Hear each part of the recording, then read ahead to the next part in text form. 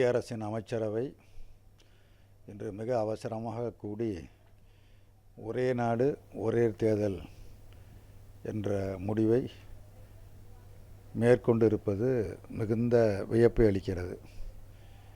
நாட்டில் உள்ள பெரும்பாலான கட்சிகள், பாஜகவை தவிர மற்ற அனைத்து கட்சிகளுமே இது நடைமுறை சாத்தியமற்றது என்று தெளிவாக தங்களது கருத்துக்களை தொடர்ந்து தெரிவித்து வருகிறார்கள். நம்ம நாடு ஒரு பெரிய நாட்டில், பல்வேறு மாநிலங்களை கொண்ட நாட்டில், நாடாளுமன்றத்திற்கும் சட்டமன்றத்திற்கும் சேர்த்து ஒரே நேரத்தில் தேர்தல் நடத்துவது என்பது நடைமுறை சாத்தியமற்றது. தற்பொழுது ஜம்மு காஷ்மீரில், ஹரியானாவில் தேர்தல் நடக்க இருக்கிறது. அடுத்த 2026 தமிழ்நாடு, கேரளா உட்பட பல மாநிலங்களுக்கு தேர்தல் நடக்க இருக்கிறது. இப்பொழுது மாநிலங்கள் தேர்தல் நடக்கிற பொழுது நாடாளுமன்றத்தை கலைத்துவிட்டு மாநில தேர்தலோடு சேர்த்து நடத்துவார்களா, அல்லது 5 ஆண்டு காலம் பொறுத்திருந்து நாடாளுமன்ற தேர்தல் வருகிற பொழுது சட்டமன்றங்களெல்லாம் கலைத்து தேர்தல் நடத்துவார்களா, அதை பற்றி எந்த தெளிவும் இல்லை. ஆகவே இதனுடைய நோக்கம் என்னவென்று சொன்னால், நாட்டில் அமெரிக்கா போல ஒரு அதிபர் தேர்தல் முறையை கொண்டு வருவதற்கான ஒரு முன்னோட்டம் தான் இந்த முறை. ஒரே நாடு ஒரே தேர்தல் என்பது ஒரு முன்னோட்டம் பார்க்கிறார்கள். இதற்கு அடுத்து அவர்கள் மேற்கொள்ள போகிற நடவடிக்கை என்பது அதிபர் தேர்தல் முறையை கொண்டு வருவதற்கான ஒரு சதி செயலருடைய முன்னுரை தான் இன்றைக்கு அமைச்சரவை செய்திருக்கிற முடிவு. நம்முடைய நாட்டிற்கு தேவை என்பது, தேர்தல் தேவை என்பது விகிதாச்சார தேர்தல் முறை.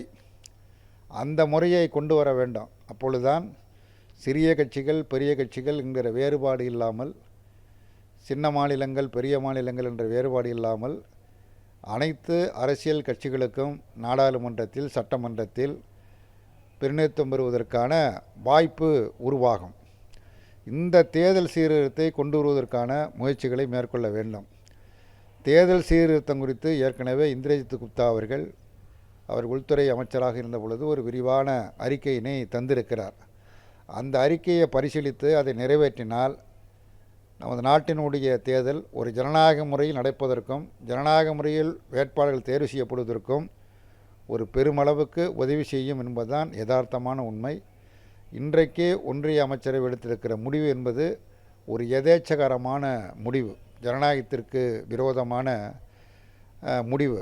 ஜனநாயகத்தின் மீது ஒரு நம்பிக்கை உள்ள கட்சி இன்றைக்கு மத்தியிலே ஆட்சி அதிகாரத்தில் இல்லை. அது பெரும்பான்மை பலம் இல்லை என்று சொன்னாலும் 2 கட்சிகள், சந்திரபாபு நாயுடு, நிதிஷ்குமார் போன்றவர்களுடைய ஆதரவோடு ஆட்சி நடைபெற்று கொண்டிருக்கிறது. இந்த ஜனநாயக படுகொலையெல்லாம் அவர்கள் ஆதரிக்கிறார்களா, ஆதரிக்க மாட்டார்களா என்பது தெரியவில்லை. சரி, ஒருவேளை நாளைக்கே இந்த இருவரும் இந்த அரசுக்கு ஆதரவளித்தால் இந்த ஆட்சி கவிழ்ந்து போய்விடும். அப்பொழுது நாடாளுமன்றத்துக்கு தேர்தல் வரும். அப்படி நாடாளுமன்ற தேர்தல் வந்தால் உடனே எல்லா மாநிலங்களையும் கலைத்து விட்டு தேர்தல் கொண்டு வருவார்களா என்பன போன்ற பிரச்சனைகள் இருக்கிறது. இத்தகைய எதேச்சகாரத்திற்கு எதிராக ஜனநாயகத்தின் மீது நம்பிக்கை உள்ளவர்கள், நாடாளுமன்ற ஜனநாயகத்தின் மீது நம்பிக்கை உள்ளவர்கள் அனைவரும் ஒன்று சேர்ந்து போராட முன்வர வேண்டுமென இந்திய கம்யூனிஸ்ட் கட்சியின் தமிழ்நாடு மாநில குழுவின் சார்பில் கேட்டுக்கொள்கிறேன்.